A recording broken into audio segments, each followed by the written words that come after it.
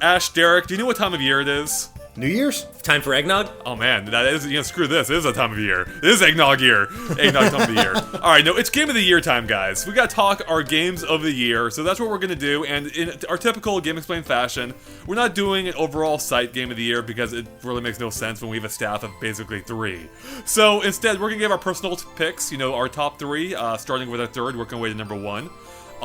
And who wants to go first here? Not me. I can't figure out my number 3. Like, I'm freaking out, so not me. All right, Derek, you've been chosen.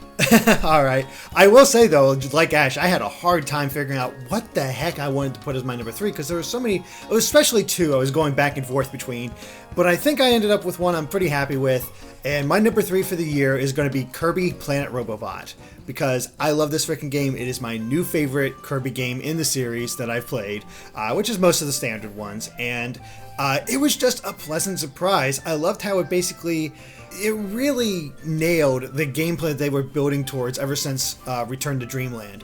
And they made it better with Triple Deluxe. And I think Planet Robobot nailed that sort of second aspect where it wasn't all having the Robobot made those sections not feel so cut off from everything else. It always felt like, hey, you got this special power-up so you can use the supernova ability, and here's the puzzles you're going to solve within that. With the Robobot, it was much more naturally infused into the levels themselves, and the levels were creative and fun. The power you felt from the Robobot was always a lot of fun, and having all the different powers mesh with that made it very unique and very just a great time for me, and especially the final boss. I love the final boss so much. It took me by complete surprise, and it was just such an empowering moment that is like, I can't not love this game, so it had to be my number 3. Wow. Nice. Yeah. I've heard a lot of good things about it. I really need to actually play that sometimes. Maybe. It really is that good, Andre. Like, everything Derek said absolutely Okay, applies. hold on, real quick. How did you feel about Triple Deluxe? Because I gave that a few levels, and I didn't get into it at all. So how do you feel this compares to Triple Deluxe? It's better. Like, significantly better, or just better? It's significantly more creative. Okay, like, all right, Triple Deluxe I think it's a very good game, but it's very Kirby by the numbers, and I think Planet Robobot is a little more daring and a little more interesting. That's good to hear, but I think that was my problem with Triple Deluxe, is like, this is not doing anything I haven't seen 10 times before with Kirby, so I'm like, why even bother going through it? So if what's it called again, the new one? Planet Robobot. Planet Robobot, God, man. Planet Robobot is, if it's as creative as you say, then I should give that a shot, so. I was hyping up the ending for you, Ash, and then you finally got to it, and I think you enjoyed it just as much, right? Oh yeah, no, as a longtime Kirby fan, there's such a cool callback if you've been playing Kirby for years and years. Especially, all I'll say is this: play Kirby Superstar before you play Planet Robobot. Just do it. Just trust me. Well, that should be a universal rule for anything. Before you play a game or B game, you gotta play Kirby. Kirby Superstar. So before you wake up in the morning, you need to have played Kirby Superstar. Don't understand how that works, Every day. but I'm totally on board with that. Sure, why not? Yep. All right, I think I'm good to go. You're good to go? All right, you powered up? I think so. All right. Yeah, all right, so Kirby Planet Robobot was actually in the running for number 3, and it actually really is. These two games are so close, but Derek, just in the interest of variety, these games are so close. You talked about Planet Robobot, so I'm going to talk about my number 3, which is, amazingly, Pac-Man Championship Edition 2. And this is a game where I'm eating serious crow on, because I love the original Championship Edition, and then I downloaded 2 day 1, and I didn't like it. I was like, and I even tweeted out about it, like, it's really a shame, guys. This game isn't as good, and wow, they really dropped the ball in this one. Talk about like one of my biggest open mouth insert foot moments, because there's a lot of them. Then I kept thanks, yeah, yeah, right, or is he? But no. I kept giving it a shot, and then suddenly I started recognizing how the moving parts all fit together. And it definitely is true that it's a lot more complicated than Pac-Man should initially be, but then once you kind of understand how everything works in concert with everything else and what a high score run looks like, suddenly this game becomes unbelievably addictive, and you start finding out different ways to master different parts of the game, like warping back to the center to trigger a new stage change instead of actually moving your way back to the center normally, and things like that, and learning how to chain ghosts together. And it's not, arcade style games aren't typically like my top game of the year type experiences, but you marry all that really interesting gameplay with fantastic, like dance-like music and visuals. You've got this really cool electronic music vibe permeating throughout the entire game, all these explosive visual colors, and it's a cool package. It's like $15, PS4 and Xbox One, and I still go back to it, and I still play it, go on high score runs, and I can't get enough of this game.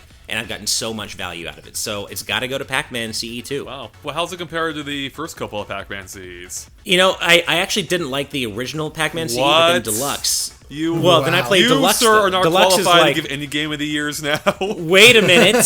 Deluxe was just, it's a better version of the original based on the original. So I like the best version of the original. And I would say that maybe is slightly better than 2 or as good as 2, but I gotta say, the more I play 2, the more I think it might be the best in the series. It plays completely differently from the other games, and the rule set's totally different, but as long as you're willing to learn that and kind of, be open-minded about it, it's actually, once you figure out, God, it's so fun. All right, well, the real thing that matters is how does it stack up to Pac-Man versus in the arcades, the 4-player Pac-Man action. Well, the difference there is you don't have, unless you're really set up for home gaming, you don't have like a little cubby hole for your beer. So that definitely, that's a step down already right there. But if you have a coffee table and you can have a beer on anyway, then it's kind of simulated an experience. But I will say that, no, having that Pac-Man, like that multiplayer with 3 other people in the same room is fun in a whole different way. Okay. And Championship Edition 2 doesn't have that. It's ostensibly single player with you chasing leaderboard scores. Right. All right, well, hey, that sounds good too. I mean, I really like the first 2, so I guess my concern is like if I've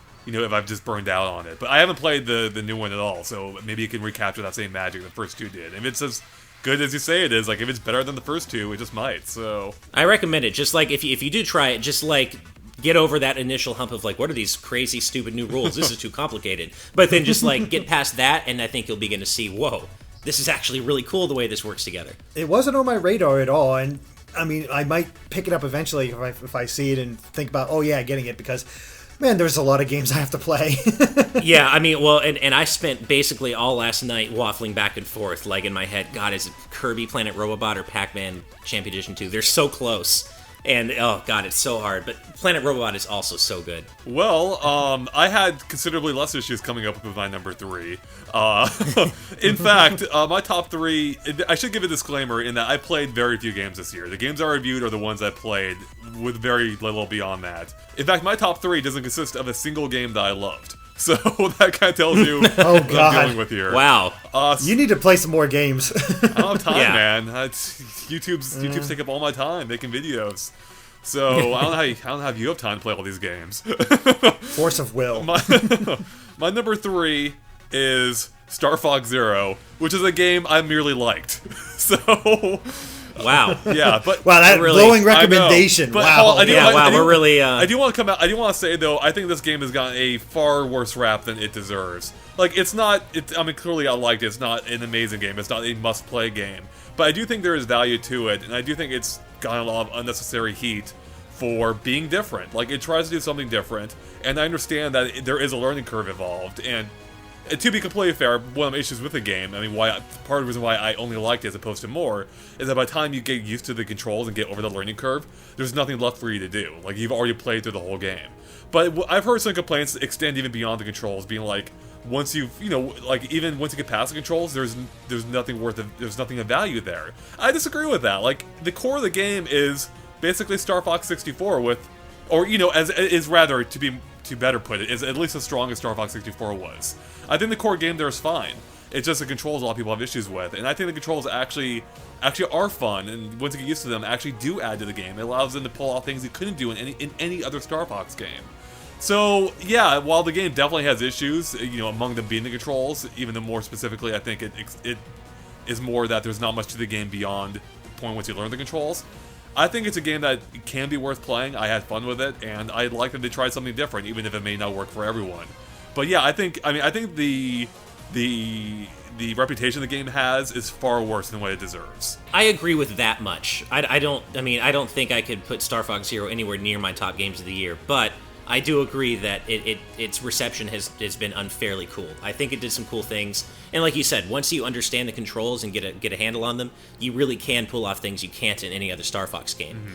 On the other hand, did we really need Star Fox 64 yet again? Do we really need another reboot-style game? I'm so sick of that series being rebooted. Yeah, they need to And I stop wanted that. to see them continue with, like, the crazy space opera, like, you know, the crazy stories they had going on from before with all the ridiculous drama. Like, that's what I want to see come back, because Star Fox was so unique in that aspect, and it was so dumb, but fun. Yeah, Like, dumb in a really cool way. I definitely Yeah. agree with the dumb angle. I don't know how much I agree with the fun angle, but I think I'm like, this is just really dumb. Sure, I loved it, but I hear you. I mean, to speak to a similar point, though, the series just feels really directionless. Like, it feels like they have not had any clue what to do with it in quite some time. And Star Fox Zero doesn't really help cement the idea that they have any idea of what to do with it. So It really doesn't. Yeah. So I hope they figure out a direction for that series. Yeah, I just keep coming back to the fact that I feel like people might enjoy this game more if they had just new planets, new scenarios, new something to go along with these controls, and not just the same framework they've used 3 times over. That's what gets to me the most about Star Fox Zero, and I haven't played it at all. The only thing I played Star Fox related this year was Star Fox Guard, and that's because you wanted me to review that for you. That's right. Which was, you know, as a tower defense game, wasn't bad. I had some enjoyment out of it, but it also doesn't stick out in my mind. Like, I had to look, oh yeah, Star Fox Guard was a thing this year. Yeah, right. Did not leave much of an impact. Yeah. And I haven't played much of the Star Fox series. I've only really played Star Fox 64, so I don't have, you know, the engagement that a lot of people do have with the series. But it's also a series I kind of wish I did get into more, because it looks like it could be fun, but then you hear, like, Star Fox Assault, not that great. Star Fox Command, not that great. Star Fox Adventures, not really a Star Fox game. And it's like, as you guys said, they need a direction. And hopefully, if they do decide to continue this, and apparently Miyamoto does wish that Star Fox was more popular or do more with it, hopefully they find that direction about what they want to do with this series, because the framework is there. We all see it. It's just they haven't really maximized it since 64. I mean, Zero does literally feel like you're playing this weird alternate dimension version of Star Fox 64. It's like you're playing a game and, oh, here's Corneria. Oh, that's a little different, but, you know, there's that little path that goes off to the right. Oh, there's Bill, except he's in space this time, except on Katina. Oh, that's crazy. Oh, there's Kat. Oh, look, you have to save her this time instead of her saving you. Like, it's just like, it feels like 64 but remixed and in HD. I mean, it does. I mean, it follows the same planet themes and general templates at times, but they did make those levels feel very different at times as well. In fact, most of them, I would say. True. So, and you had the vehicles. You had like the gyro wing and stuff like that. Right, which were fun. I actually like the different vehicles. Although that also ties into the problem, though, of getting used to the controls, because you have to get used to those controls effectively 6 times, or I guess 5, because 2 of the vehicles transform, the third one doesn't, as I recall. But yeah, so that's 5 vehicles you have to get used to the controls with. So the game had issues, but once you got used to it, it was fun. It had depth to it, but there wasn't much depth to the game itself beyond that point. So it's a complicated issue. I just feel like the game gets unnecessarily shat upon for reasons that aren't entirely accurate. So yeah, no, I hear you. And actually, now the more I think about the gyro wing, I do want to point out that that's actually a really cool vehicle. Like, it can get a little boring, but I love the idea. What's his name? Direct Eye, the little Robobot. Yeah. It's really well implemented. Like, the fact that he kind of comes out and you use him to reprogram control panels and things like that. That was a real gee whiz moment for me when playing that game. I mean, that's something, again, I mean, if anything, the game underutilizes its own mechanics. I wish they had done more with the Direct Eye.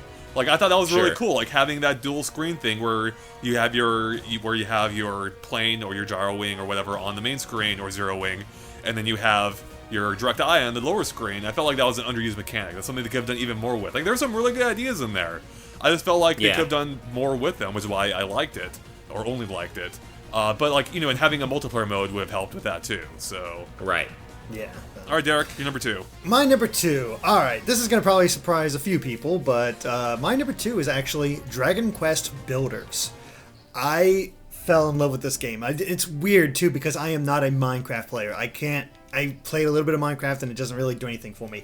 But slap on that Dragon Quest on top of it, have the feeling of the original, which thankfully I had recently played, which I think also added to the experience, and then just have these different scenarios to get into, and each like there's 4 chapters, and each chapter has a different feel to the previous one as you learn different ways to build and whatnot, and actually has kind of an involved story, or at least more than you'd expect for this type of game, especially thinking about Minecraft. And just everything about it really came together for me. And even though I have heard a few people say the controls are a little awkward when you first start, because X is not jump, X is like confirm, you have to jump with triangle and all this stuff, it's still just seeped its way into me, where if I had any free time, I'd be jumping into Dragon Quest Builders real quick in order to continue playing and trying to find new recipes and stuff to build, and really like getting like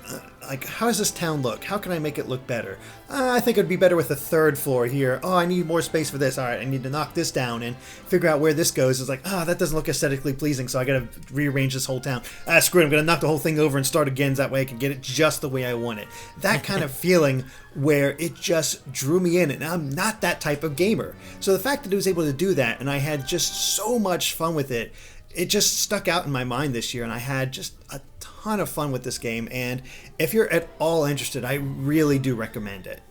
Just a good time. Derek, if anybody at all has been listening to a word you said for the past few months, I think they would suspect that Dragon Quest Builders might make an appearance in your top 3. I actually wasn't all that surprised. I was waiting for you to say Dragon Quest something, and I figured it had to be Builders. And no, you've been raving about this game. It's not the kind of game I'd normally play, but you keep telling me, like, no, it's really actually good. Like, and I'm not a Minecraft fan either, or type fan either. That's the thing, you really don't have to be, because it, again, guides you through. It's like, hey, there's all this, and then as you go further, once you have a basic understanding of it, then you can really expand. And the only issue, it is kind of a problem. I understand why they do it, but when you go from chapter to chapter, you lose almost all your recipes, and you have to find a new way to build this stuff or start over this stuff. And that leads to some challenge, but it's also kind of frustrating when you had all this stuff that you could do, and all of a sudden now you can't do it anymore. Right. So that can get a little annoying, but if you're a Dragon Quest fan at all, it really is just, it sucks you in with the music and all the monster designs and just like the throwbacks they have. Like, it really is a love letter to the original Dragon Quest in the way that who the final boss is and the story involved. And I don't know, it just hit all the right notes for me, and I ended up really loving this game. So. Nice. Well, what do you think, Andre? That almost put me to sleep, I'll be honest. I have no interest in this game at all. So. Wow, just throwing so much shade over here. God. Well, Star Fox puts me to sleep. That's fine. Nice. I would have liked it. So. Guys, Pac-Man puts me to sleep. Oh, wait. Man, you're able to play that game in your sleep? That's impressive. I know, right? Yeah. All right, well, this may legitimately surprise a few people, maybe even a couple of you guys, but my number 2, I think it's close. Smash Brothers, for the 3rd time in a year. Oh my god. Smash for the 3rd time in a year. No, it is actually Final Fantasy 15. It didn't quite make my number 1, and here's why. FF15 is wonderful. It's a great game, but it is very much 2 different games in one.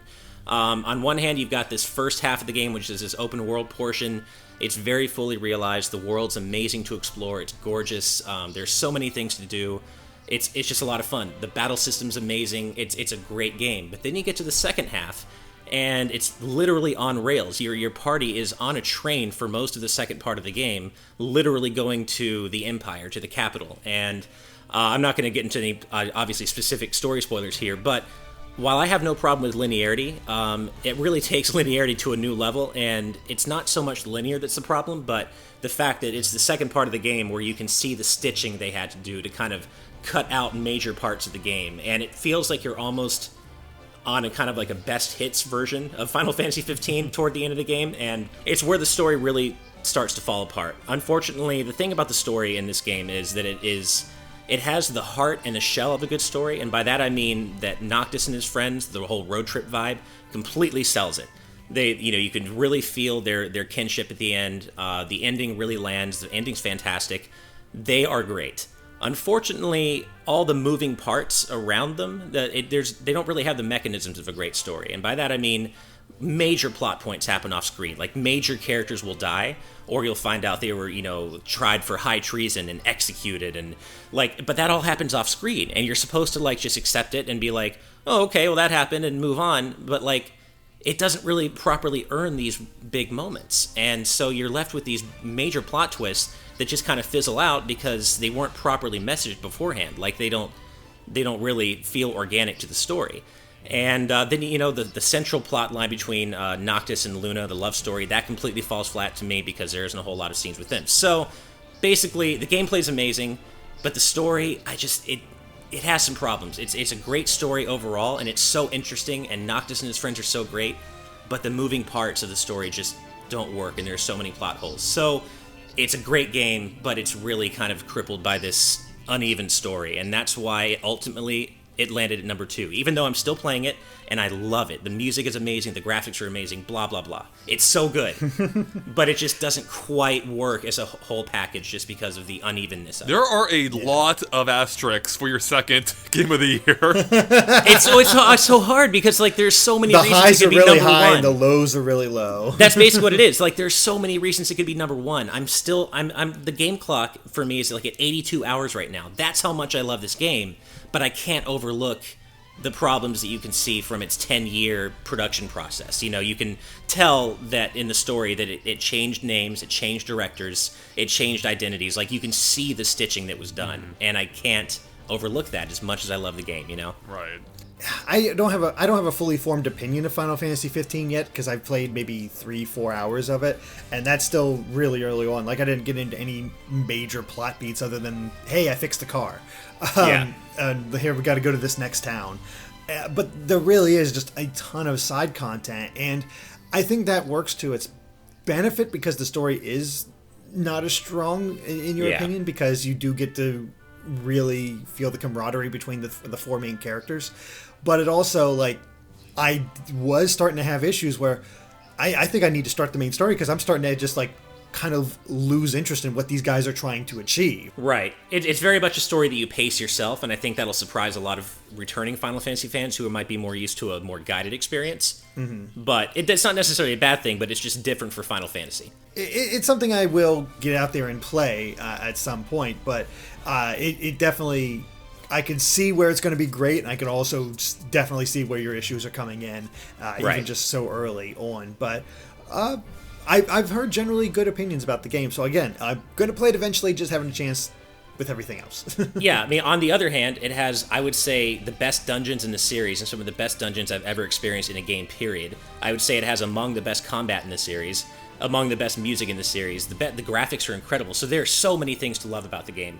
But I think, this is what I'll end with, I think the perfect point I can use to illustrate this is the fact that I spent the first half of the game, the first part of the game, the open world part, I got from level 1 to level 55, right?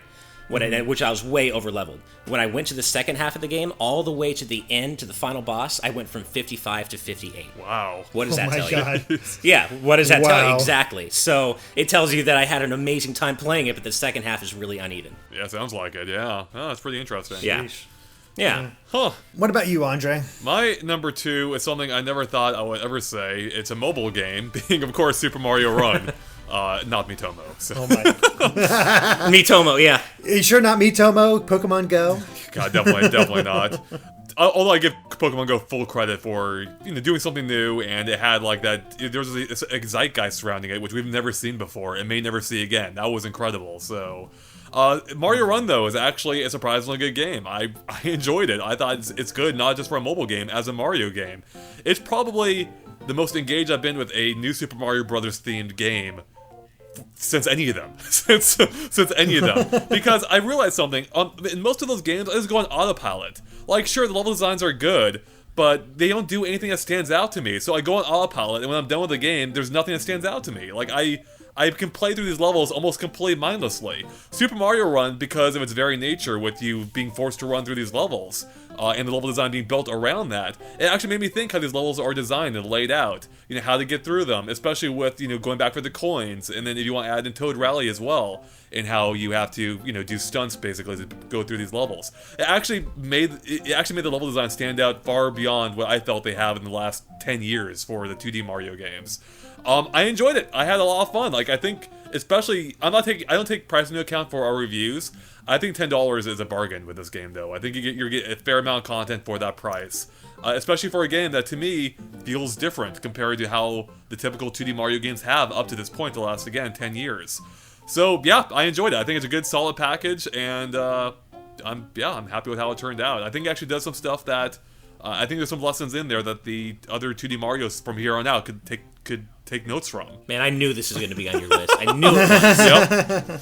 And I knew I was going to have to talk about it, and I still don't know what to say other than what I've said, which is I think it's a good game for the kind of game it is. I don't really like automatic runners. It just doesn't really do it for me. But I have seen flashes of what you're talking about, Andre. I will admit, like, it hasn't held my interest enough for me to get past World 3 yet. Like, I still have just been lagging on it. And have you gone for the coins yet? No, I mean, like, I'll go for the red coins, or for the basic coins, but I don't really feel the need to go back for the purple and the black, not for fun, at least. Mm-hmm. So it kind of makes me want to see the secret courses you can unlock, but at the same time, it's like, do I really want to do it? And I kind of don't, but it's not because the game is bad, it's just kind of not for me, I think. But I have seen flashes of what you're talking about, like when I'm playing through the level and I'm noticing how carefully the levels are designed around the fact that Mario is always running, right. And I do appreciate that. It's just not something I actively find a lot of fun to play, No, I don't know. No, I get you. I enjoyed in the short bursts that I've been playing it in. Like, I'll pop it open, play a level or two, or same with Toad Rally, and get through that and enjoy the little bits that I play. Because you're right, Andre, the levels are interestingly designed based around, like, almost that parkour mechanic about you doing tricks and everything else like that, especially during Toad Rally, when you really have to decide, do I want to go down the lower path, where I might get some good stuff, or did I just do this trick that makes me unable to go down that path and I have to follow the upper path where all of a sudden I don't have as much to do? And do I want to keep doing these tricks that might put me in danger later down the line? There's a lot more moment-to-moment thinking than you would realize in this game, and I think that is its greatest asset, because otherwise it's a pretty good game. I enjoy it for those little bits, but again, I am not a mobile gamer, as you aren't as well, and I don't even think you're going to be like this, where you're doing hour-long sessions with this game. It's like, no, That's actually how I played it. I actually prefer it that way. Really? Wow. Okay. I have been going with, hey, I have a free 5 minutes. I'll play this a little bit, see how many more toads I can unlock, and if I can get a few more coins to find in the levels themselves, that kind of thing. So it's fine and short. It's good for what it is, which is and how it's designed to be, which is Mario in short bursts and interest in more thoughtful gameplay than you'd realize, and I like it for that. Yeah, I think that's fair. It's I'm with you, Derek, though. I usually play it in 5 minutes of spare time, like standing in line or something, and I find it more fun in short bursts. I think if I play it for more than 10 minutes at a time, I start getting really antsy and wishing I was doing something else. I wonder, actually I do, now this makes me wonder then, I wonder if maybe your enjoyment is partially dependent on, well, not just where you play it, but also the device you're playing it on. But I was playing it on an iPad, like a 9-inch iPad. It looks good on the iPad, like it's a surprisingly good game, and I don't know. I'm not a big handheld gamer guy, and part of the reason is because they're cramped, they're small. I don't like playing on small screens. Playing on an iPad, like where you have this relatively giant screen, I could sit in a pretty comfortable position. And I was also playing at home, so I wasn't playing on the go, like at the store or something when I had just 5 minutes free. I was playing at home, like in a dedicated gaming session. I think that helped. I think that allowed me to better enjoy the game for what it is, perhaps. That could be. Yeah, I mean, I guess, and we've had this conversation before, Andre, like, you definitely have a thing where you don't really enjoy handheld gaming. I don't think that it really applies as much to Derek and me, so, for me, Super Mario Run is always going to be competing with my 3DS for the same time. Like, anytime I could pick up my phone, I could just as easily pick up my 3DS and make some progress in Pokemon Moon, which is one of, a game I love this year. So, I'm still playing it. So, like, why would I pick up Mario Run? And again, I'm speaking as an enthusiast gamer, not as a casual player, obviously. But for me, Mario Run doesn't hold my interest like something like Pokemon Moon or Kirby Planet Robobot, which we just talked about. Mm-hmm. Different strokes. Yeah. But that's cool that you're enjoying it so much and actually getting use out of that iPad. No kidding. Yeah, that's what, especially since you had to buy one. I mean, it's good that you're getting a lot of use out of it. That's true. All right. Well, time for my number one. Yep. Big surprise on this one. Pokemon Sun and Moon. Yeah. Shocker. Shocker. Yeah. There was no way it was not going to be, because that game, like, it just took me over, and I loved every moment in it. It loved all the new Pokemon. I loved the new, like, entrappings, like exploring Alola itself, the fact that they got rid of the gyms and the different things you had to do there, the characters, the storyline, it all just coalesced into a game I ended up adoring. And this is no shock to anybody. I've been pretty well addicted to this game, still playing it off and on, trying to just like slowly catch them all and all that stuff. But there was just, I don't know, something about it that just clicked for me so much. And I really do think it comes back to the characters. I was actually engaged with a lot of the trial captains. The trial captains had some personality to them, much more so than most gym leaders. And the game went out of its way to say, here's their home life, here's what they're all about, here's, just a little bit about them that you can figure out yourself. And of course the main plot and Lily herself, it just became a standout in my mind. And I'm very happy to see that she's become a fan favorite amongst the community, and this has really become my new favorite Pokemon generation, which I did not expect Gen 5 to get topped so soon. So I'm very curious about the rumored Pokemon Stars, because having this experience improved and put on a console, yes, I'm interested. Show me what you can do. So yeah, no big surprise, but Pokemon Sun and Moon is my favorite game of the year. Well, Andre, I knew that when you and I went to that preview event, it was at that point, I think that early-ish point, that I knew that Pokemon Sun and Moon was going to be something pretty special. I was like, oh, this feels similar but different. And I'm still working on Pokemon Moon. I'm only about 15 hours in. I think I'm only at the second trial captain on the second island.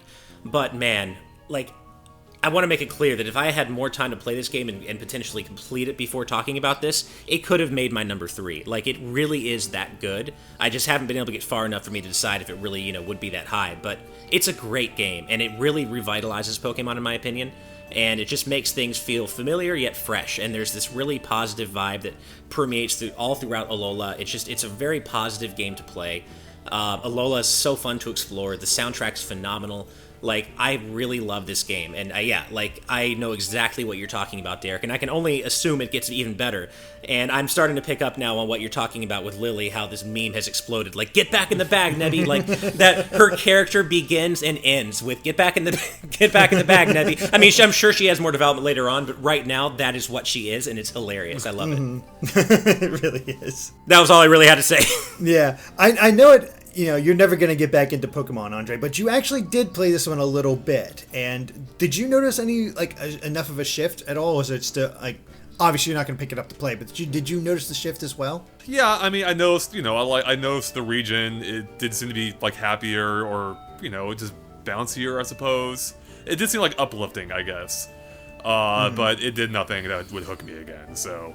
No, obviously not. Right. I never expect the Pokemon game to hook you again. Well, they make a Pokemon Snap 2 that could do it, but yeah, not mainline game. Not a mainline game. Not to keep following the same template they have. If they totally switch it up, maybe they'll bring me back at some point, but as long as they stick to that same basic battle system, yeah, I'm never coming back, so...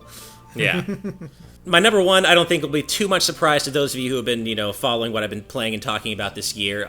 Even though no Nintendo games made my top 3 this year, I will say that at least my number 1 is a 3DS RPG, another 3DS RPG, and that, of course, is Bravely Second and Lair.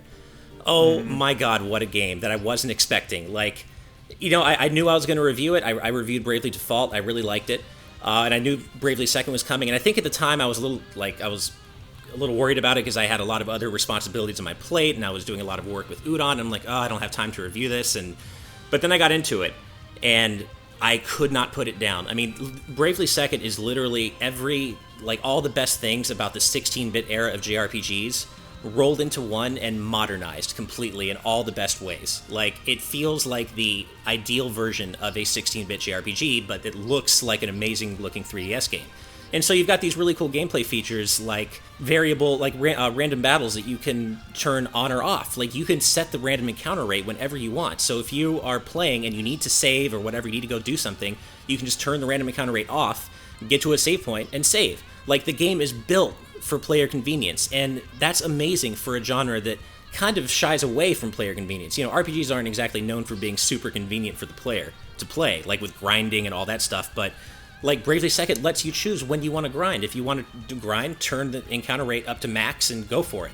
You can turn on auto battle, there are routines you can set. There are just so many options at the player's disposal to play the game how they want. You can change the difficulty on the fly and all that kind of stuff. So, and this is all wrapped up in a game where the battle system's amazingly fun to take advantage of. You can mix and match different gameplay combinations with the different job classes. The story is wonderful. It has genuine twists and turns. It's consistent with itself, and it's consistent with Bravely Default. And the games are best played together. Like you play one and then the next one.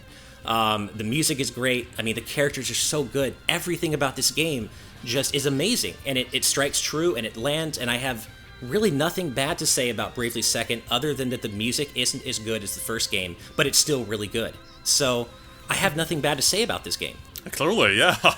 Yeah, It's exactly. really that good. Yeah. I mean, you pretty much declared this as your game of the year back when you first played it, and you just, as the year kept going, you just like, guys, I think this might be my game of the year, and it never really changed. I will say though, just as a little bit of a side, I do find it kind of funny, Ash, that neither of us put Uncharted 4 on our I know. top 3. We were so excited about Uncharted 4, and that would be an honorable mention, but yeah, it just didn't quite come together for me as much as I wanted it to. Like, I felt like I forgot about Uncharted 4 more quickly than I thought I would. It didn't have quite the impact that I expected to have prior to launch. You know what I mean? No, I get you. I still had fun with it, but it didn't have that. And, you know, I did stay up till 5 a.m. to finish it, but I think I still felt like Kirby just did a little bit more for me. But yeah, as far as better have. Bravely, Kirby had actual game design. It had 8 chapters of you walking through these... Ouch. through nothing. Ouch. Yep.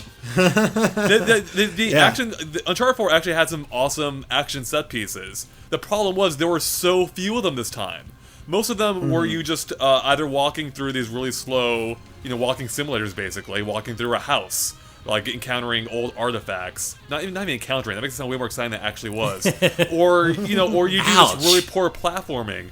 Especially in that one segment, which that I got really upset at because there was a glitch in my version where I couldn't tell where to go because the game wouldn't do the next step involved to activate the next thing involved.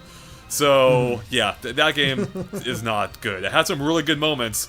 As a whole, it was not a good game. So yeah, guys, Bravely Second. I mean, Uncharted 4. I mean, so yeah. No, I'm just saying. Honestly, I was actually a little unsure. Like I thought Uncharted 4 might pop up on your top 3, but it didn't. I am not surprised at all to see Bravely Second on there, and it's on my list of things I need to play. There are so many RPGs that I need to play, and it's just going to keep getting more and more because really 2016 was a great year for RPGs. No, it really was, and not only for RPGs, but for RPG fans on Nintendo platforms. I mean, we got stuff like Bravely Second and Pokemon Sun and Moon, but also stuff like Tokyo Mirage Sessions, which I suspect might have been in my top 3 or at least close to it had I had time to play it this year. But I hear it's amazing. So yeah, I mean, it's been a great year for RPG fans on Nintendo platforms specifically, I would say too. Ash, you forgot the best one of them all. Oh God! My number 1, Paper Mario Color Splash, baby.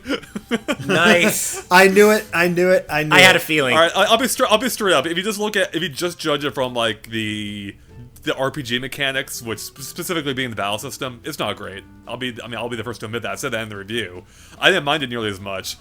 In fact, real quick, I want to say too, as much as I was surprised by a mobile game making my top 3, I never would have guessed a sequel to Sticker Star would be my number 1 because I still detest everything about that game.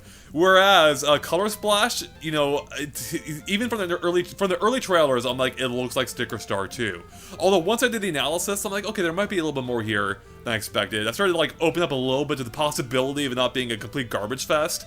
And when the game came out, I surprisingly had a great time with it. The script is completely on point. I think it's the best script Nintendo's ever had in any of their games, as far as from a humor and personality standpoint. Oh, wow. And the actual gameplay of exploring and going about these levels was a lot of fun. These levels all felt very distinct, unlike the very generic levels of Sticker Star. They almost felt to me like Thousand Year Door chapters at points, maybe miniature versions of those.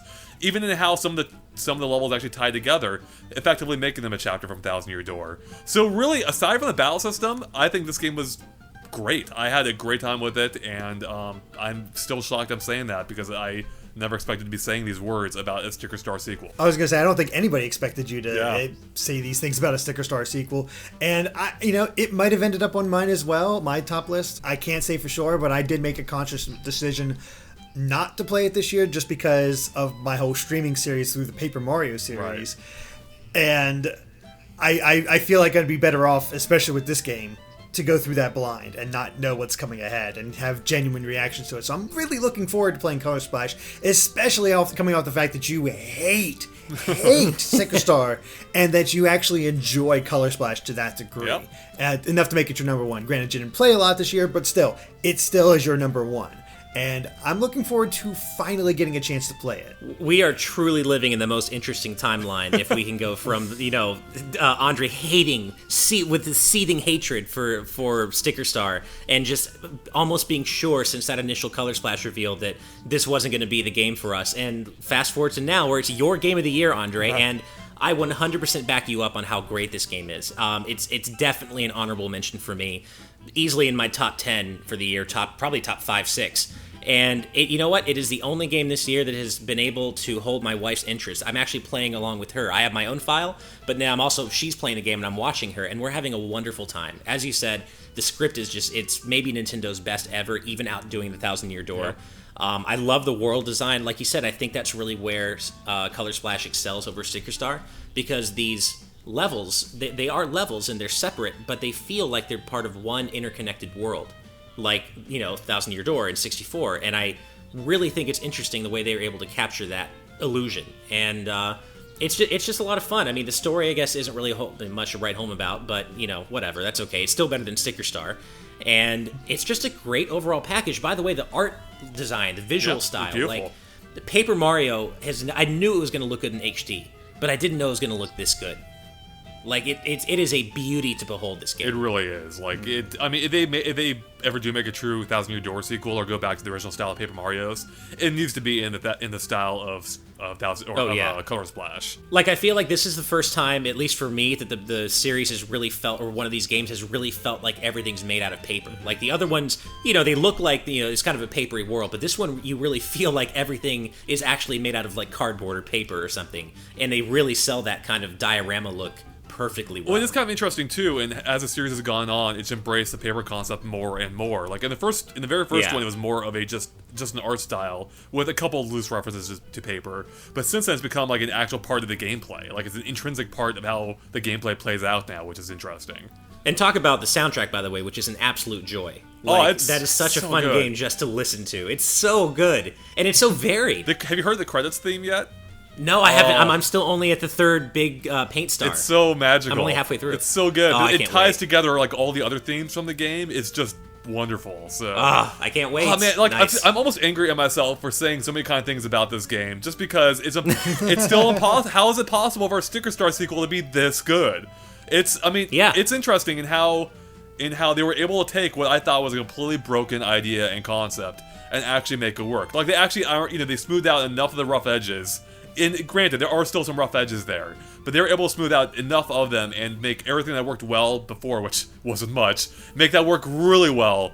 It actually turned out to be a really great game. So, and I know there are a lot of people out there who are going to be angry at me for just saying this, and I suspect a lot of them haven't even played it. If you played it and still feel that way, fine. But I know there are a lot of people out there who just want to hate this game without even giving it a shot, simply based on Sticker Star. And I can't be angry at them too much because I respect that to some degree. But Sticker Star, the amount of hatred I have for Sticker Star doesn't deserve to be like one game can't contain all that hatred.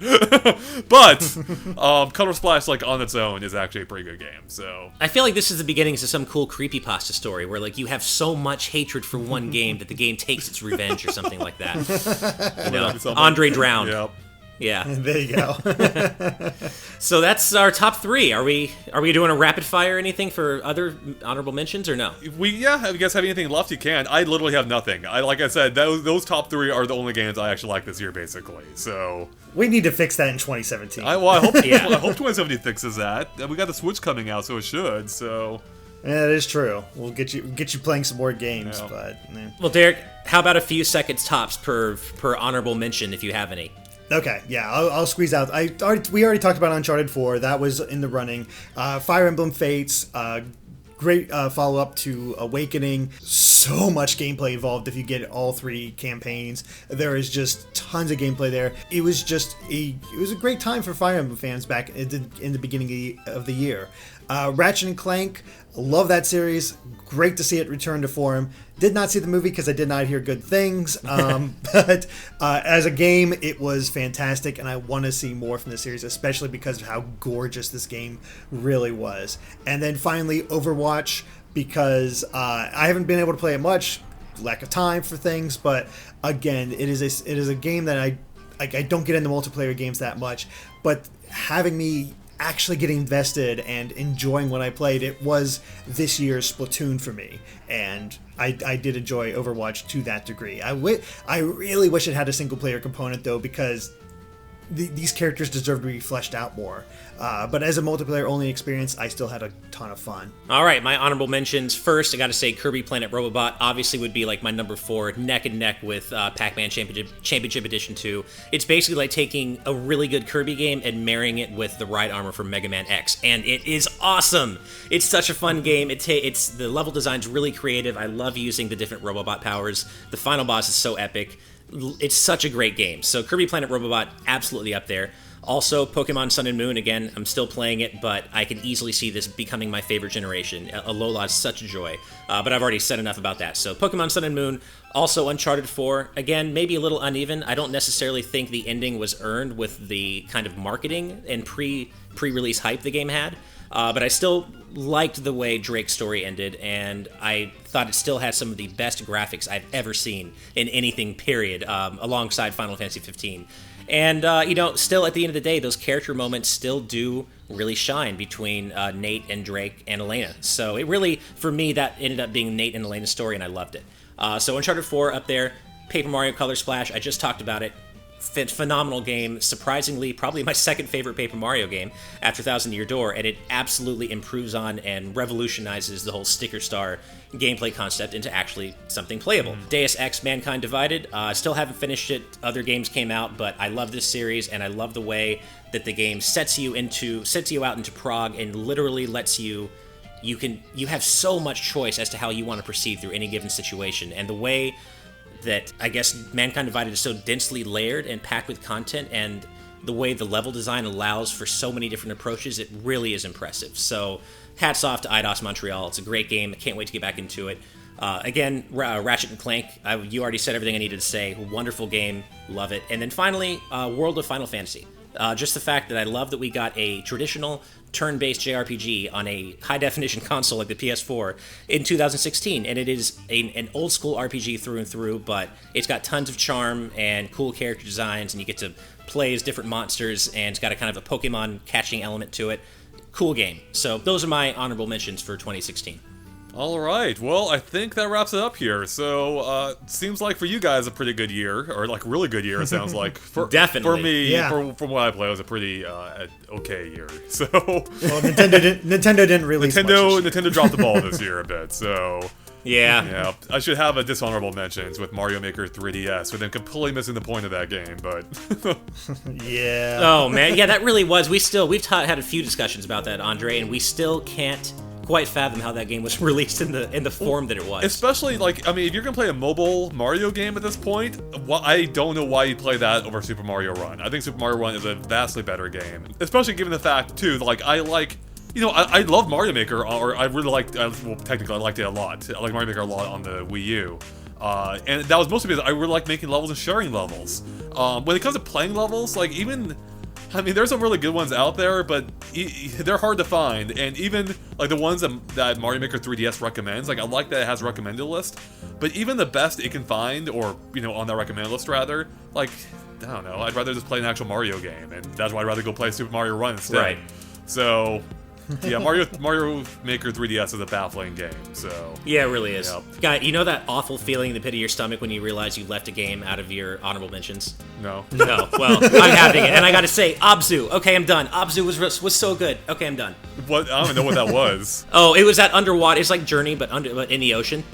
It's like that really beautiful art house game that it was made by some former Journey developers, and it's basically Journey, but underwater. Oh. And you're playing as a diver, and you explore all these beautiful underwater environments. I did a Game & Watch for it, and you probably forgot about it. I totally did forget about it. It almost sounded like Yeah, you're it's really good, It almost sounded like you're describing Uncharted 4 again. You dive underwater, explore beautiful Wow! All that, God, stone cold. Stone cold. Yep. That chapter sucked, by the way. All right, I think we're done here.